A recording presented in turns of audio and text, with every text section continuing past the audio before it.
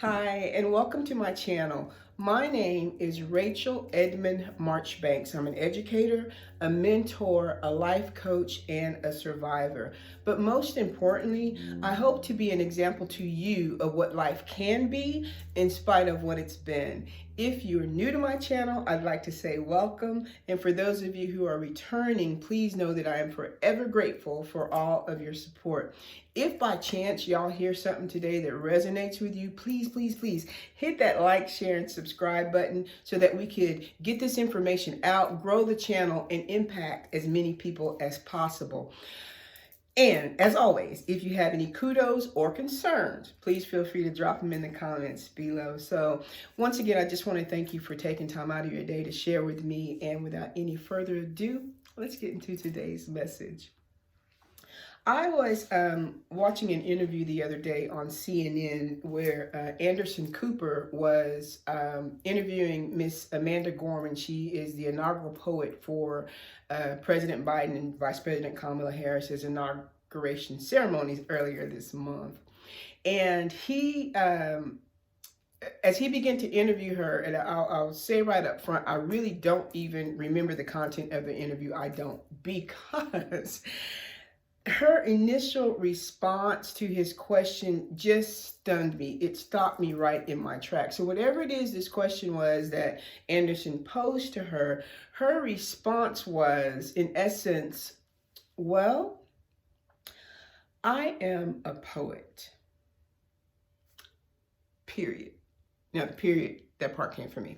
But what she said was, with such poise and such confidence, she said, I am a poet.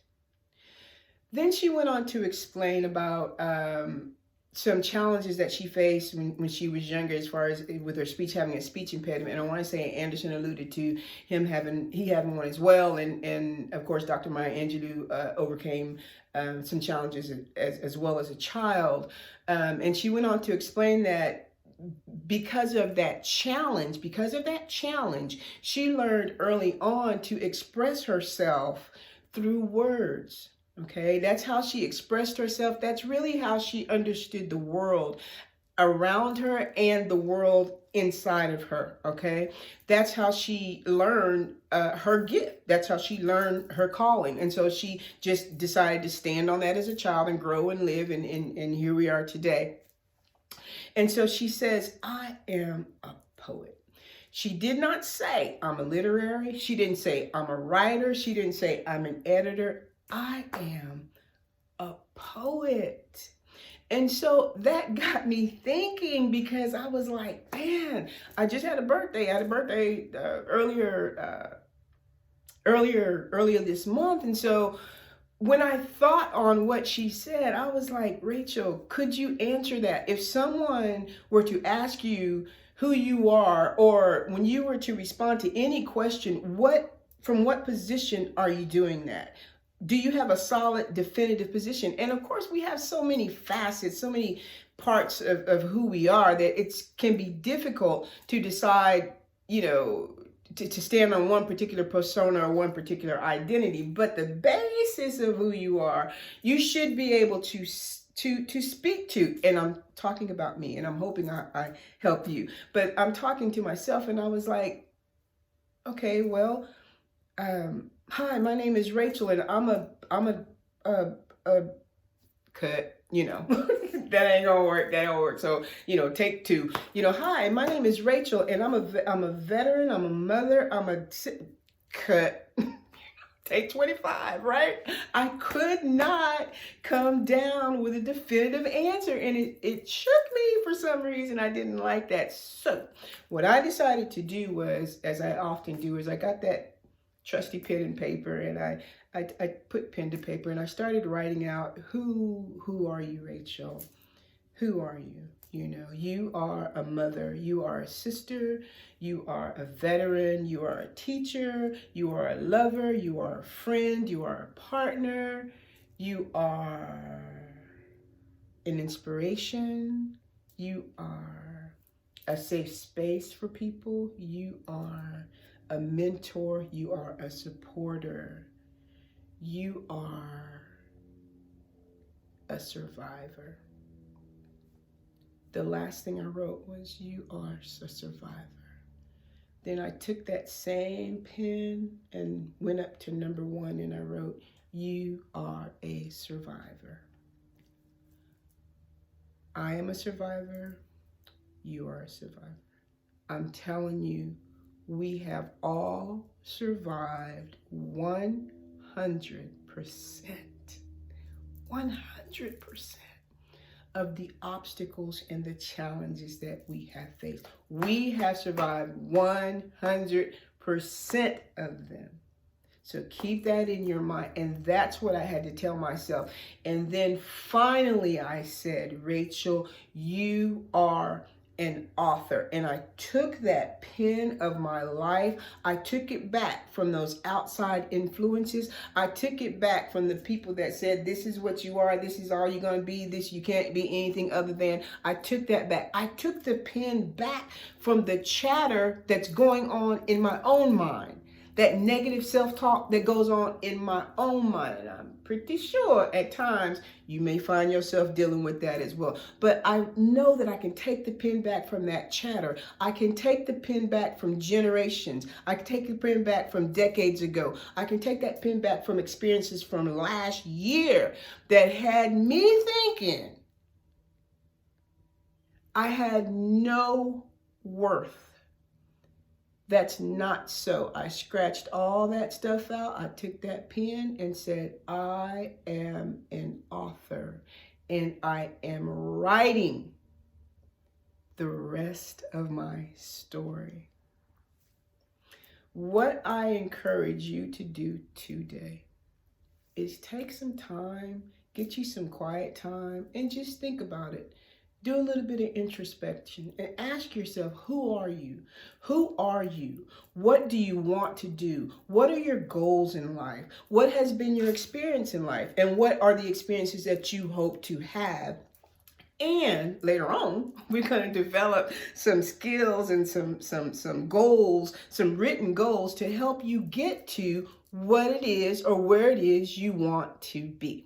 Now, every now and then I will get out these cards that I have. They're cards that I use. They're called empowerment cards. And I'll use them every now and then in group or even in just conversation with friends just to get things started. And at times I'll pull them out just to jolt me, you know, get myself thinking, get out of that thinking rut and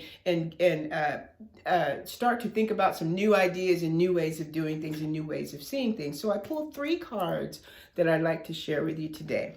The first card that I pulled says, what is it that fascinates me so much that the thought or the feeling of it won't leave me alone?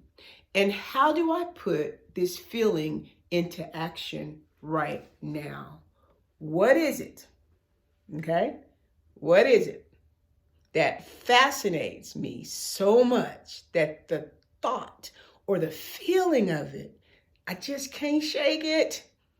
And how do I put that feeling into action today? I'm thinking. Actually, I knew what it was right off the bat. That's the truth. The second card was, what was I intended to do in this life? What are you intended to do in this life?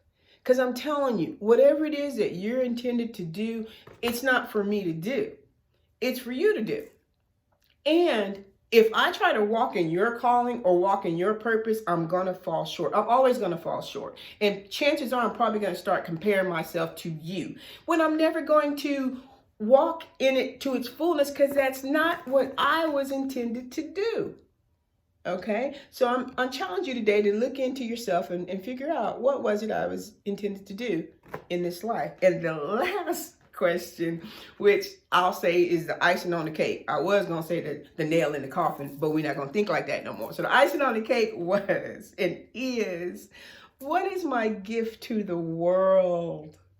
What is my gift to the world? I know without a doubt what that is. And with this video, I am beginning to step into in a more, in a fuller way, if you will, or a more all-encompassing way of what my gift is to this world, as far as showing my light and being authentic and being transparent in the hope of helping other people along their journey. So what is your gift? What is your gift to the world?